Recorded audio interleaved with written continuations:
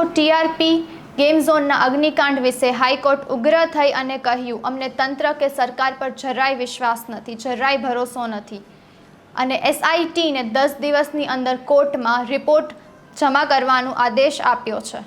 નમસ્કાર, ટકાટક મીડિયા સાથે હું હેમાંગીબા।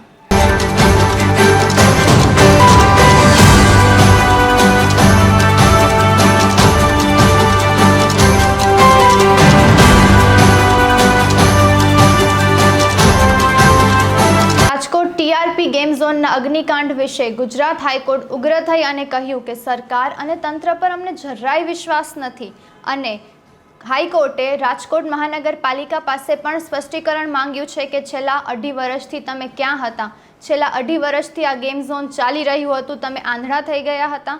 હાલ માટે તમામ જ ગેમ ઝોન બંધ કરી દેવાનો આદેશ આવ્યો છે ગુજરાત હાઈકોર્ટ પાસેથી। રાજકોટ અગ્નિકાંડમાં ગુજરાત હાઈકોર્ટ સુઓ મોટો દરમિયાન આરોપીઓની બધી જ મિલકત જપ્ત કરી વેચી અને મૃતકોના પરિવારજનોને આપી દેવામાં આવશે અને સાથે જ હાઈકોર્ટમાં જ્યારે સુઓ મોટો દરમિયાન આ જે કાર્યવાહી થઈ હતી ત્યારે કરજદારે એમ કહ્યું કે જીડીસીઆરના નિયમો ખાલી શોભાના ગાંઠિયા છે। જ્યારે આ બધું છેલ્લા 2.5 વર્ષથી ચાલી રહ્યું હતું ત્યારે ક્યાં હતું તંત્ર?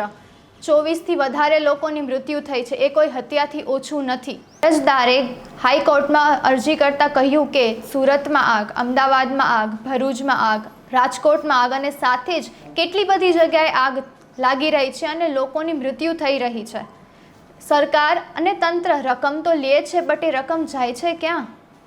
અને સાથે જ એમને આના ઉપર વધારે કાર્યવાહી તપાસ કરવા માટે પણ સમયની માંગણી કરી છે। અવારનવાર આવા આગના અકસ્માતો ગુજરાતમાં થઈ રહ્યા છે। હવે હાઈકોર્ટે તંત્ર અને સરકારની સામે લાલ આંખ કરી છે અને એમને ઓર્ડર્સ આપ્યા છે કે હવે આગળ આવા અકસ્માતો ના થાય એના માટે પૂરેપૂરી તપાસ જારી કરવામાં આવશે અને સાથે જ રાજકોટના આ અગ્નિકાંડમાં આગળ હાઈકોર્ટનો શું નિર્ણય હશે એ જોવાનું છે। નમસ્કાર।